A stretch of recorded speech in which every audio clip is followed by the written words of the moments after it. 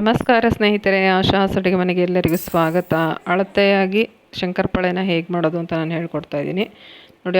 ಈ ಲೋಟದಿಂದ ಒಂದು ಲೋಟ ನಾನು ಸಕ್ಕರೆ ಹಾಕ್ಕೊಂಡಿದ್ದೀನಿ, ಒಂದು ಲೋಟ ತುಪ್ಪ ಹಾಕ್ಕೊಂಡಿದ್ದೀನಿ, ಅದೇ ಲೋಟದಿಂದ ಒಂದು ಲೋಟ ನೀರು ಹಾಕೋತಾ ಇದ್ದೀನಿ. ಎಲ್ಲನೂ ಸಮವಾಗಿ ಹಾಕ್ಕೋಬೇಕು. ಒಂದು ಲೋಟ ಸಕ್ಕರೆ, ಒಂದು ಲೋಟ ತುಪ್ಪ, ಒಂದು ಲೋಟ ನೀರು. ಇದನ್ನ ಸ್ಟವ್ ಮೇಲೆ ಇಟ್ಕೊಂಡಿದ್ದೀನಿ. ತುಪ್ಪ ಕರಗಿದೆ. ಇವಾಗ ಸಕ್ಕರೆ ಕರಗೋವರೆಗೂ ಇದನ್ನ ಬಿಸಿ ಮಾಡಿಕೊಂಡ್ರೆ ಸಾಕು. ಈಗ ಸ್ಟವ್ ಆಫ್ ಮಾಡ್ಕೊಂಬಿಡೋಣ. ಎಲ್ಲ ಕರಗಿದೆ. ಈಗ ನೋಡಿ, ಮಿಕ್ಸಿಂಗ್ ಬೌಲ್ಗೆ ಈ ಬೌಲಿಂದ 2 ಬೌಲು ನಾನು ಗೋಧಿ ಹಿಟ್ಟು ತೊಗೊಂಡಿದ್ದೀನಿ.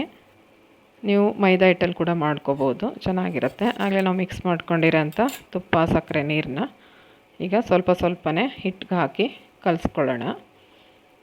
ಇದೇ ಅಳತೆಯಲ್ಲಿ ಮಾಡಿದ್ರೆ ಶಂಕರಪಾಳೆ ತುಂಬಾ ಚೆನ್ನಾಗಿ ಬರುತ್ತೆ, ಕ್ರಿಸ್ಪಾಗಿ. ಖಂಡಿತ ಒಂದ್ಸತಿ ಟ್ರೈ ಮಾಡಿ. ನಮಗೆ ಕಲಸಾದ್ಮೇಲೆ ಹಿಟ್ಟು ಎಷ್ಟು ಬೇಕು ಅಂತ ಗೊತ್ತಾಗುತ್ತೆ. ಸ್ವಲ್ಪ ಸ್ವಲ್ಪನೇ ಹಾಕ್ಕೊಂಡು ನಾವು ಕಲಿಸ್ಕೊಳ್ಳೋಣ. ಈಗ ಸ್ವಲ್ಪನೇ ಸಾಲ್ಟ್ ಹಾಕೋತಾ ಇದ್ದೀನಿ. ಸ್ವೀಟ್ಗೆ ಸ್ವಲ್ಪ ಸಾಲ್ಟ್ ಹಾಕ್ಕೊಂಡ್ರೆ ರುಚಿ ಚೆನ್ನಾಗಿರುತ್ತೆ. ನೋಡಿ, ಇನ್ನು ಸ್ವಲ್ಪ ಹಿಟ್ಟು ಹಾಕ್ಕೊಳ್ಳೋಣ.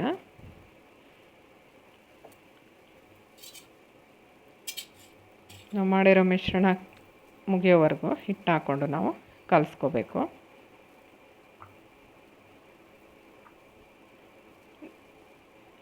ಇನ್ನೂ ಒಂದು ಅರ್ಧ ಬೌಲಷ್ಟು ನಾನು ಹಿಟ್ಟು ಹಾಕೋತಾ ಇದ್ದೀನಿ. ಮಾಡಿರೋ ಮಿಶ್ರಣ ಎಲ್ಲನೂ ಹಾಕ್ಕೊಂಬಿಡೋಣ.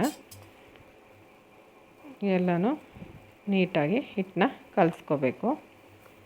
ನೋಡಿ, ಈಗ ಈ ಥರ ಕಲಿಸ್ಕೊಂಡು ಇಟ್ಕೋಬೇಕು. ಇದಕ್ಕೇನು ರೆಸ್ಟ್ ಕೊಡಬೇಕು ಅಂತೇನಿಲ್ಲ, ಕಲಸಿದ ತಕ್ಷಣವೇ ಮಾಡ್ಬೋದು. ನೋಡಿ, ಈ ಬೌಲಿಂದ ನನಗೆ 3 ಬೌಲು ಹಿಟ್ಟು ಬೇಕಾಯಿತು. ಈಗ ಅದರಲ್ಲಿ ಒಂದು ಚಿಕ್ಕ ಉಂಡೆನ ತಗೊಂಡಿದ್ದೀನಿ. ಇದನ್ನು ಲಟ್ಟಿಸ್ಕೊಂಬಿಡೋಣ.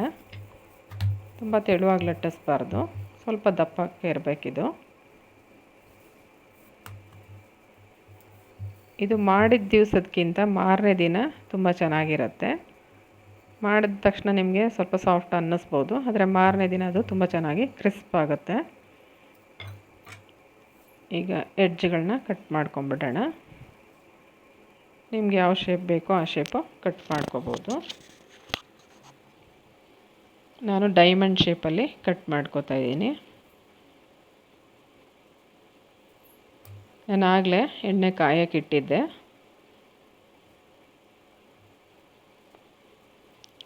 ಇದು ಮಾಡಿ ಇಟ್ಕೋಬೋದು. ಒಂದು 10-15 ದಿನ ಏನೂ ಹಾಳಾಗಲ್ಲ.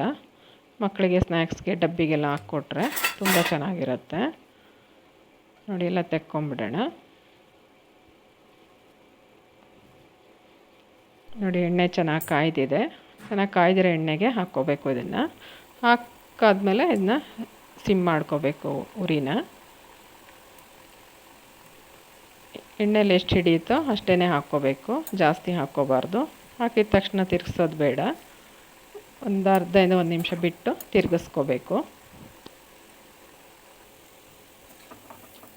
ಇದು ಗೋಲ್ಡನ್ ಬ್ರೌನ್ ಆಗೋವರೆಗೂ ನಾವು ಫ್ರೈ ಮಾಡ್ಕೋಬೇಕು. ಇದೇ ಥರ ಡಿಶಸ್ ಇಷ್ಟ ಆದರೆ ಖಂಡಿತ ನನ್ನ ಚಾನಲ್ನ ಸಬ್ಸ್ಕ್ರೈಬ್ ಮಾಡಿ, ಲೈಕ್ ಮಾಡಿ, ಶೇರ್ ಮಾಡಿ. ನೋಡಿ, ಗೋಲ್ಡನ್ ಬ್ರೌನ್ ಆಗಿದೆ, ತಕ್ಕೊಳ್ಳೋಣ.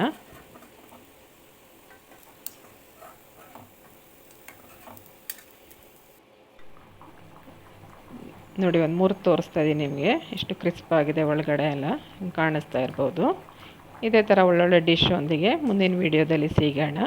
ಇಷ್ಟೊತ್ತು ತಾಳ್ಮೆಯಿಂದ ನೋಡಿದ್ದಕ್ಕೆ ತುಂಬಾ ಧನ್ಯವಾದಗಳು.